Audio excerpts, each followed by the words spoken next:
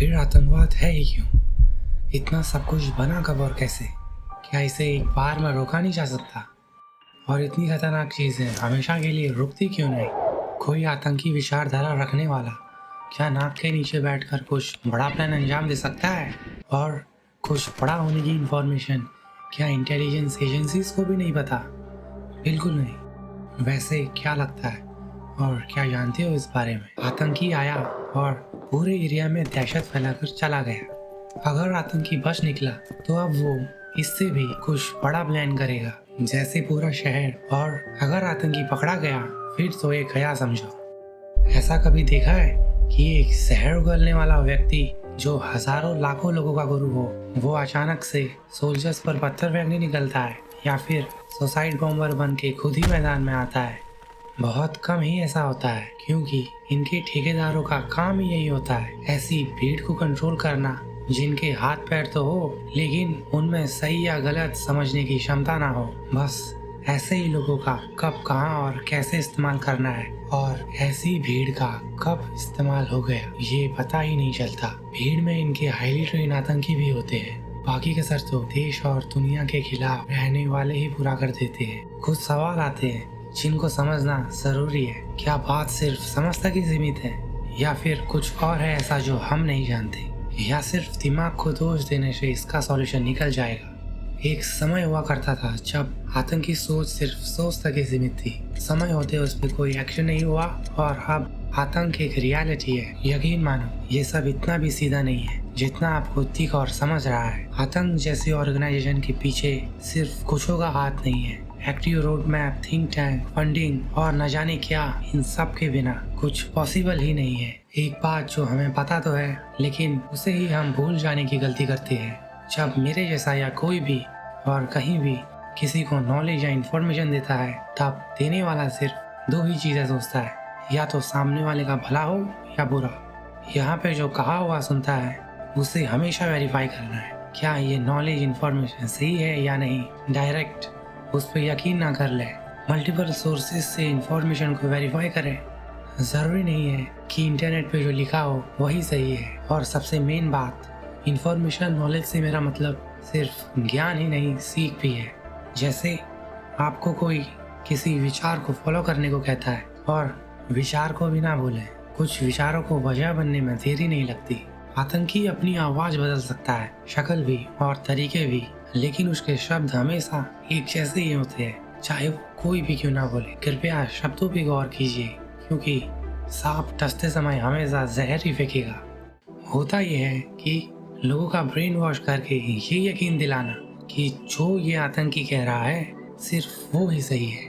आपकी सोचने की क्षमता को बर्बाद करने की पूरी कोशिश की जाती है, और ये आतंकी कामयाब भी हो जाते हैं। आपको पता तक नहीं लगने देते कि आपके साथ क्या हो रहा है। जो भी इनकी बातों में आया उसे आतंक की राह पे लगा दिया जाता है, ये कह के कि तुम्हारे परिवार की जिम्मेदारी हमारी, तुम बस अपना मकसद पूरा करो। और जिसकी फैमिली नहीं उसको लालच देकर अब बचा कौन? वो इंसान जो इनकी बातों पे नहीं आता, उसे ये लोग मार देते हैं। और फिर क्या, बस ऐसे ही लोग मरते हैं या मारे जाते हैं। इनका मकसद भी क्या होता है? घसी पीटी बातें जिनका कोई मतलब नहीं, उस पर अमल करना। इनका दिमाग और सोचने की क्षमता असल में कुत्ते की पूंछ की तरह होती है। कितना भी लाठी डंडा लगाओ वो टेढ़ी की टेढ़ी ही रहती है, कोई फायदा नहीं। आतंकी पे भरोसा मतलब खुद का अंत। ये किसी के सगे नहीं होते, और ना इनका कोई सगा होता है। इनमें कोई इंसानियत नहीं होती, और इनसे कभी हमदर्दी मत रखना, क्योंकि समय आने पर ये उस हमदर्दी दिखाने वाले को भी नहीं बख्शते। यहाँ पे मैं उस कट्टर आतंकवाद की बात कर रहा था जो हम सब ने देखा है। मासूमों को गला रेत कर मार देने वाला कैसे एक सही विचारधारा का हो सकता है? जानते हो ऐसा इंसान कब बन जाता है? जब इंसानियत, सही सोच, सही समझ, सही फैसले लेने की क्षमता पे एक अंधेरे का पर्दा लग जाता है। वो अंधेरा कुछ भी हो सकता है, कोई विचारधारा भी। जरा सोच के देखो, जिन लोगों को आतंकी बनाया गया इनकी सोच का क्या होता होगा? जिनके अंदर सोच भी किसी दूसरे की और वो काम किसी तीसरे के लिए करते हैं। ये कुछ एक वीरान बंदूक की तरह है जो किसी के भी हाथ आने पे चल जाए। एक ऐसा व्यक्ति जिसकी कोई सोच ही नहीं और ना कोई विचार है, तो बस दूसरे की उल्टी सीधे राह पे चलना। इतने देर से हम इनके ऊपर बातें क्यों कर रहे हैं? इसके पीछे की वजह ही यही है कि हम और आप, यानी एक सही मायने में आम इंसान की इन आतंकियों के ऊपर क्या विचार होने चाहिए, और साथ ही हमें समझने की जरूरत है कि आखिर ऐसा चंगुल कहाँ, कब और कैसे शुरू होता है। मैं इस डायनेमिक का होस्ट, मेरी कोशिश रहेगी कि इन बातों से सोचने और समझने की क्षमता पर कुछ फर्क बना सकूं। देखो, ताली एक हाथ से नहीं बजती। माना कि गलत रास्ते पे ले जाने वाले लोग हर जगह मिलते हैं, इसे एकदम से रोका नहीं जा सकता, लेकिन धीरे धीरे ये पॉसिबल है। अब पूछोगे कि क्यों? ऐसा एकदम से करना कुछ ऐसा होगा जैसे 440 की रफ्तार से कार पे बैठा ड्राइवर, वो भी विदाउट सीट बेल्ट, एकदम से ब्रेक लगाएगा। क्या वो बच पाएगा? किसी को नहीं पता। चलो एक बार और समझाता हूँ। समझ लो, जंगल से निकलकर एक इंसान आया और उसने आतंकवाद के खिलाफ जंग का ऐलान कर दिया, और पता चला अगले दिन जो लोग आतंक के खिलाफ खड़े हैं उन्होंने ही जंगल से आए इंसान का डेथ वारंट निकलवा दिया। मैं 100% कह सकता हूँ कि ऐसा ही होगा। दूसरा कोई ऑप्शन ही नहीं। आतंकी बैठ जाएगा इंसानियत का झंडा लेके, और बचे खुचे लोग अपना माथा पीटेंगे। तो इसे एकदम से रोकने का विचार निकाल ही दो, क्योंकि आप नहीं जानते आज जो आपके साथ खड़ा है क्या वो कल भी आपके साथ रहेगा या खिलाफ। देखो, कुछ खुद इन रास्तों पे जाते हैं। ये एक ऐसा रास्ता है जो ज्यादातर लोगों की नजरों में आता है। बच्चा, बूढ़ा और नौजवान या कोई भी। एक जमाना हुआ करता था जिसमें देश की कुर्सी पे खुद आतंकी बैठा करता था और देश चलाता था। उसने दिन दहाड़े कितनी आतंकी फैक्ट्रियां खोली और चलाता गया। देश की कुर्सी पे बैठना क्या इतना आसान है? ना। लेकिन फिर भी उस जैसे कई आए और देश को बर्बाद करते रहे। पता है क्यों? क्योंकि वो इस देश के थे ही नहीं। उनका सिर्फ एक ही काम था, वो था भारत को कैसे भी बर्बाद करना है। सही इंसान जब डरा रहा तब गलतों ने फैसले किए, तभी तो कितने आए और आंखों के सामने देश को बर्बाद करते रहे। ऐसे गलत सोच वाले खत्म तो हुए, लेकिन फिर से ऐसे लोगों की तादाद बढ़ रही है। धीरे धीरे ये लोग पूरी दुनिया को खोखला कर रहे हैं। अगर फ्रीडम फाइटर भी डरे रहते तो फिर क्या होता? क्या सिर्फ बात करके ही सब चीजों का हल निकल जाता है? ना। देखा जाए तो एक ना समझ को कुछ भी बोलो वो मान लेगा, लेकिन उसकी जगह अगर कोई समझदार हो तो फिर क्या? वैसे आतंकी भी तो समझदार होता है, पढ़ा लिखा टेक्नीशियन, धर्मों के ठेकेदार। यहाँ पे बात हो रही है सही समझ की, धर्म और अधर्म की। समझाने वाले तो कितने मिलेंगे। अगर कोई आतंक जैसी चीजों में इन्वॉल्व हो, उसे तब तक नहीं पता चलेगा जब उसका अंत सामने ना खड़ा हो। और जो भी इस रास्ते पे गया वो कभी ठीक ठाक आज तक तो रहा नहीं। आतंकी किसे कहते हैं ये सब जानते हैं। जब कोई भी कुछ ऐसा काम करता है जो इंसानियत के हित में ना हो तो उसे आतंकी मान लिया जाता है।